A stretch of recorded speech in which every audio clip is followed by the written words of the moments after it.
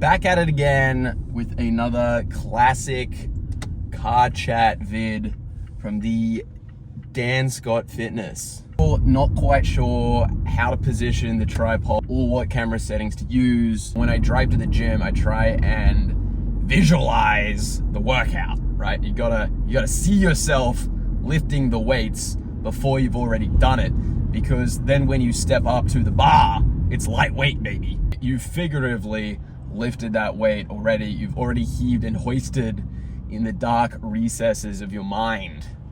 So it becomes infinitely easier, because instead of being a threatening experience for your central nervous system, it feels like home sweet home. Yes, my task, my duty.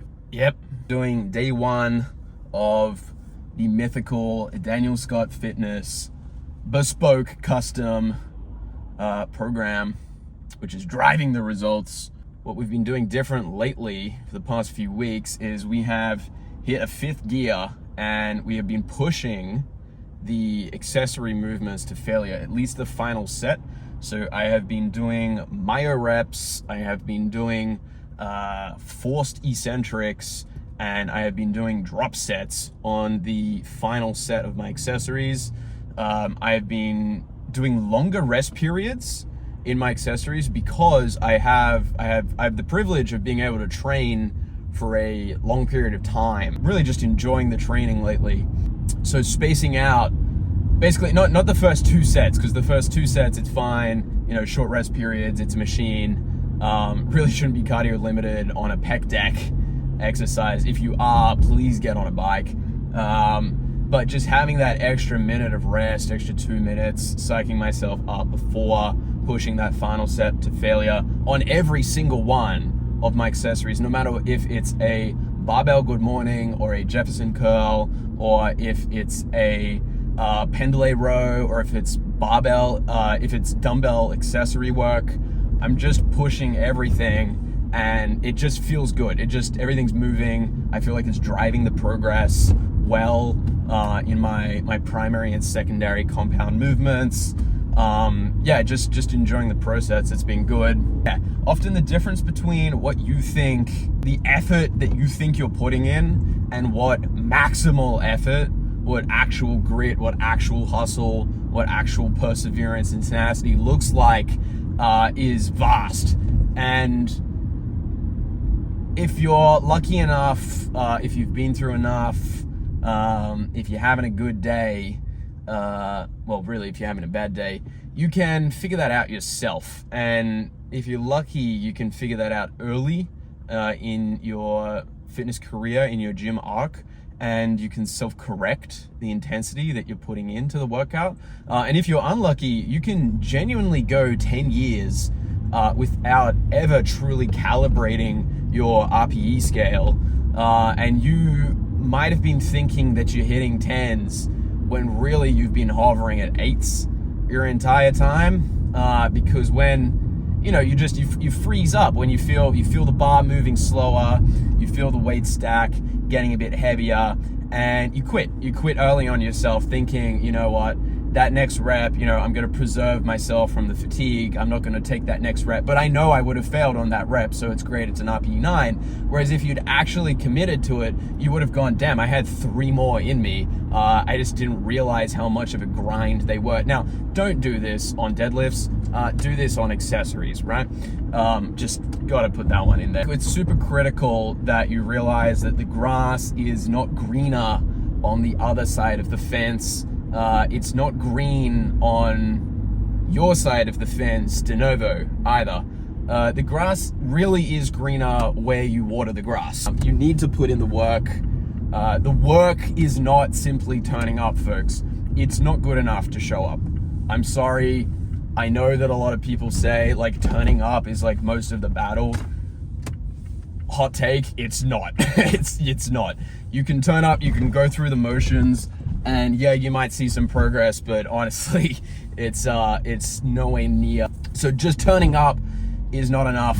You have to turn up with immense gusto and vitality and vigor, and you have to know how to channel, how to summon summon your gusto ready for your lift. You know, you have to be able to do these things. You have to use music to modulate your intensity. You got to get the vibes. You got to feed off the energy. If no one's there at the gym when you go, you have to be able to do these things yourself.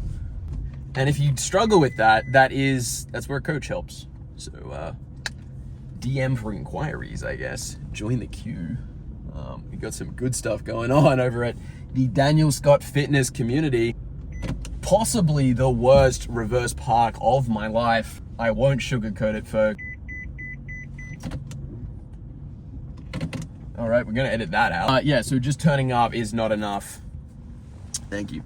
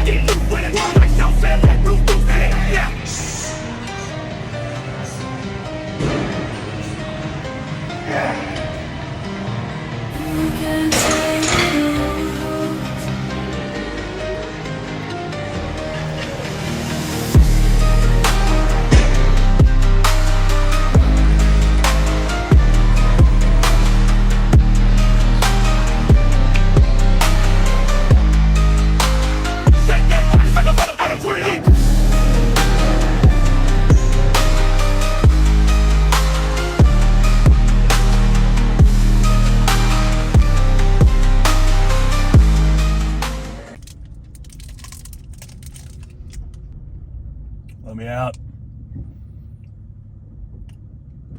Woo! Right, that was a great session. Fantastic. A little bit, probably not the most hype workout I've had, but I dug deep and I brought the heat to every set that mattered. You know, you need a rest so the muscles are strong, ready to go again. But just in terms of resetting the mindset before critical sets, I think that's possibly an underrated aspect of a nice rest period.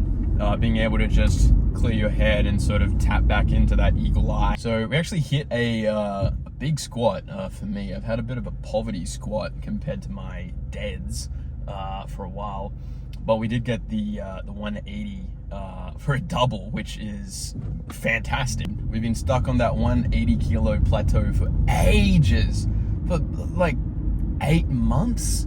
Realistically, 8 months. We just never busted it. I mean, every time I've worked up to it in a block, just haven't been able to get past it. Just the fatigue caught up to me. I don't know, but eventually, you know, enough is enough, and it's time to go, you know?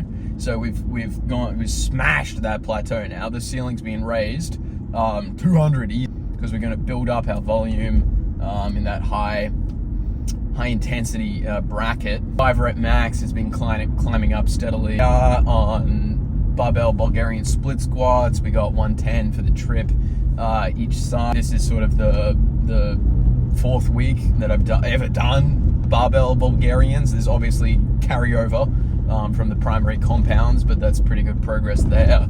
Oops, whatever, a little bump there. It's pretty good progress there. Progressed the machine hack squats, felt that in the quads, good quad bias there, not too much tendon, which is what you want to see in that machine work. You want to get it onto the muscle, not destroying your joints. That's what the compounds are for. Knees feel great, back feels great, strong. I mean, a couple of weeks ago we had a minor back pull, which really got me out of commission for a week and brought my back squat down to nothing. I couldn't back squat for a week, and I had to start building up again from front. So to get to that all-time 2 rep max PR at 10 p.m. on a Friday night, fantastic. We're going well. So we had pause bench as a secondary. Again, progressed that. Higher perceived effort, probably overshot slightly on the RPE, but riding off of the emotional high of the 2RM PR off the squat, I thought, you know, there's no way that I'm not progressing my secondary right after that. So that was great. Then we had what did we have? We had machine pec deck again, just good volume work. Maxed that sucker out. Then we had our machine lat pull downs, wide grip. Progressed that again, so an extra few percent over last session. Again, it's just you have to drive yourself. You have to be the driver. How do we do it? We did it with songs. We did it with high intensity music. We did it with tapping into that emotional basis on key songs that are burned in from a certain epoch in your life. Changing the mood, modulating the mood, dropping into goat edits, just some Goggins mindset manipulation as needed. Progress the primary, progress the secondary, brought the heat on the accessories, pushing it to failure in that final set on the accessories. Good control on the first 2 sets, and eating in a surplus. We're in a surplus again, not massive, so we're in about a 300 to 500 calorie surplus, modulating that based on the activity of the day, tracking it through the Apple Watch. It's an estimate. Some days we're over, some days we're under. But yeah, feeling good. Sleep actually hasn't been good the past 3 days. But it's the weekend now, so we're going to have fantastic sleep. We're going to have a good sleep in. And, it's had to be handicapped somehow. So 6.5 hours. Imagine what we could have done with 8, So we're going to do 8 hours of sleep every single night coming up this week. We're going to drive that progress hard. I don't feel like the fatigue has caught up to me yet, so I don't think this is the end of the block. Again, we're a little bit off program here. It's a little bit of an art form. That's a divisive topic, whether you absolutely stick to your program or whether you feel the magic, feel it out a little bit.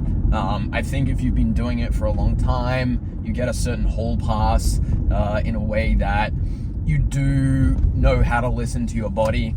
And based on all of those variables in training, if things are lining up well for you, if you don't have high emotional load, spiked cortisol from interpersonal drama going on in the background, if you've had a nice clear week from that, then you should push a little bit harder. I don't think that's an issue at all. Perhaps that's a hot take.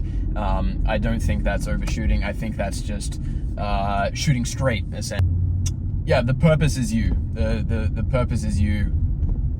You just got to believe in yourself. That's honestly it. You got to be your number one supporter through and through. You got to be loyal to yourself, because love comes and goes. If you love yourself one day, you might hate yourself the next.